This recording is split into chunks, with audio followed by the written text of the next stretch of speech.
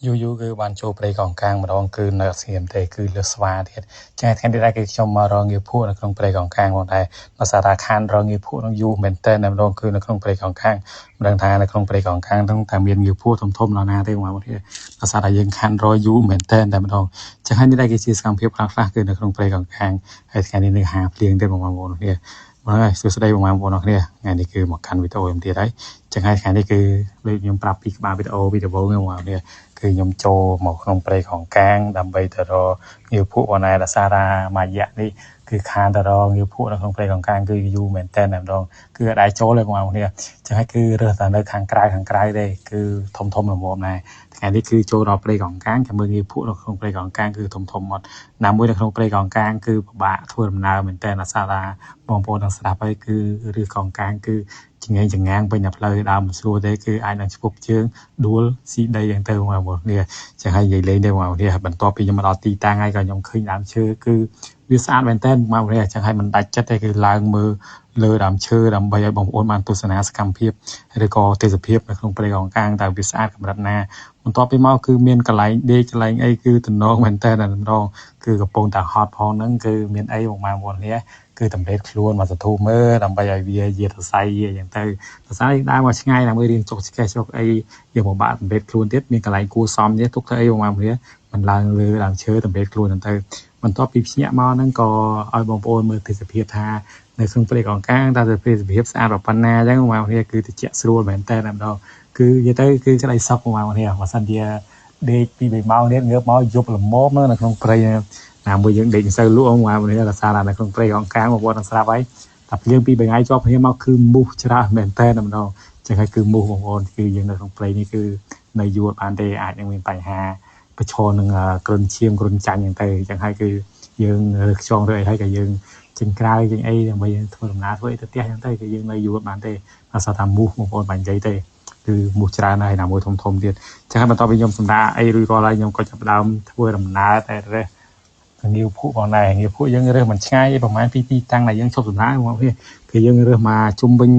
ញដែលយើងសម្រាកនឹងផងដែរហើយងាវភក់គឺមិនធំអីណាស់ទេនៅក្នុងព្រៃកោងកាងគឺមកល្មមទេតែឥឡូវគឺសម្រាប់បងប្អូនដែលគាត់ឆាតមកទិញគឺគាត់ចង់ទិញរត់តែធំនិយាយទៅគឺខ្ញុំបញ្ជាក់បងប្អូននៅក្នុងវីដេអូនេះសម្រាប់ងាវភក់ធំគឺឥឡូវគឺរត់បានទេដោយសារថាវាអស់ហើយបងប្អូននេះចឹងហើយគឺខ្ញុំរនៅចិត្តជិះម៉ូតូទៅឆ្ងាយផងក៏រត់បានដែរដោយសារធំគឺ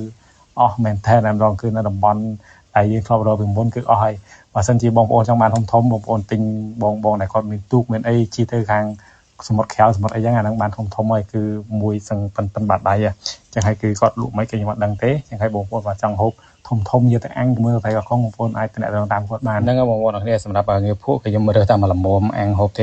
េដោយសារតែខ្ញុំខានធ្វើវីដេអូអាំងហូបគឺយូរមែនតើហើយក៏ខានហូបយូរដែរចឹងហើយថ្ងៃនេះគឺមកសាករសជាតិចាស់បងប្អូនគ្នាតែនៅតែអែមនៅតែឆ្ងាញ់យ៉ាងហើយចឹងសម្រាប់ងារភក់គឺអាំងឆ្ងាញ់មែនតើម្ដងហើយនេះដែរគឺជាសកម្មភាពដែលខ្ញុំកំពុងតែលាងងារភក់បន្ទាប់ពីយើងរើសហើយហ្នឹងគឺបានល្មមមកហូបហើយមកព្រាបានប្រហែលជា6 7ងារភក់គាត់មកអាំងហូបម្នាក់ឯងទៅនៅក្នុងព្រៃហូបតេះឲ្យបងប្អូនមើលទៅលេបទៅមាត់តាមចឹងណាគីឡូបងប្អូនដាច់ចិត្តដាច់អីចឹងទៅបងប្អូនទិញ 4-5 គីឡូយកទៅហូបដែរចឹងបានលុយចាយទៀតទាំងបងប្អូននេះហើយនេះដែរគឺជាសកម្មភាពខ្ញុំកំពុងតែកាប់អូសកាប់អីដើម្បីយើងដាក់អាំងផងដែរហើយនៅក្នុងព្រៃនេះបងប្អូននេះកំពុងតែជាក់ហប់បងប្អូនហើយគឺមេឃភ្លៀងមកឈូតែម្ដងថ្ងៃនេះគឺហាភ្លៀងរៀងវេទនាតិចហើយចឹងហើយគឺហប់វាបង្កាត់ភ្លើងបង្កាត់អីចឹងទៅគឺបងប្អូនគឺខ្យល់អត់តាណាទេផ្សែងមករកតែមុខទេចឹងហើយគឺថ្ងៃនេះហូរទឹកភ្នែកហ្នឹងហូរទឹកសបោគឺវេទនាមែនតើតែម្ដងនិយាយទៅមកវីដេអូមានថាវីដេអូណាដែលសនុកសម្រាប់ខ្ញុំទេគឺវេទនារហូតតែម្ដង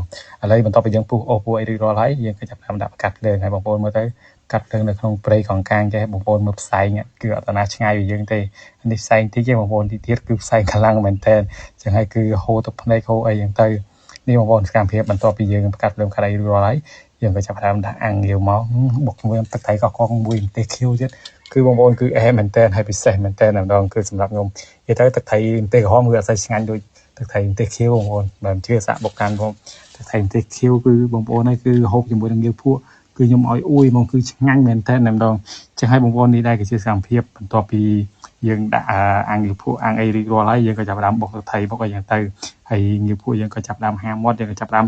ដាក់ទឹកត្រីចូលហ្នឹងទៅក្តៅៗពុះៗអញ្ចឹងគឺហូបភ្លាមៗគឺឆ្ងាញ់បងប្អូននេះគឺ the best តែម្ដងគឺបងប្អូនមើលទៅតំណងនិយាយទៅខ្ញុំមិនបាច់និយាយច្រើនទេដោយសារតែមានបងប្អូនគាត់ទិញគេទៅអាំងហូបគឺដល់ឆ្ងាញ់ហើយចឹងហើយគឺបងប្អូនមើលសកម្មភាពខ្លះៗហ្នឹងទៅកំពុងតែហូបក្នុងព្រៃគឺពិសេសមែនតើតែម្ដងខ្ញុំប្រាប់បងប្អូនថាឆ្ងាញ់ចឹងហើយសម្រាប់មេភក់និយាយទៅគឺបងប្អូនចង់ហូបឆាប់ឆ្អែតចង់ហូបឲ្យក្រាន់ចឹងណា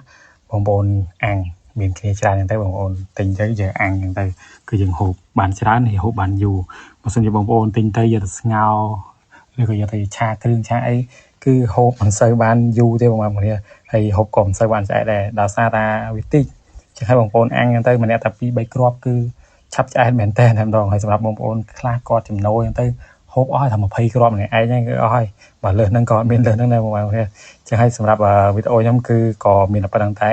ហើយក៏អរគុណបងប្អូនអរគ្នាសម្រាប់ការតាមដានសម្រាប់ការទស្សនាពីដំបូងរហូតដល់ចប់បើសិនជាបងប្អូនចង់ហូបងាយភក់ចង់ហូបអីបងប្អូនកុំភ្លេចកំងពី page ខ្ញុំមកគឺកំងភ្លាមគឺទៅរកឲ្យភ្លាមតែម្ដងអរគុណច្រើនបងប្អូនគ្នា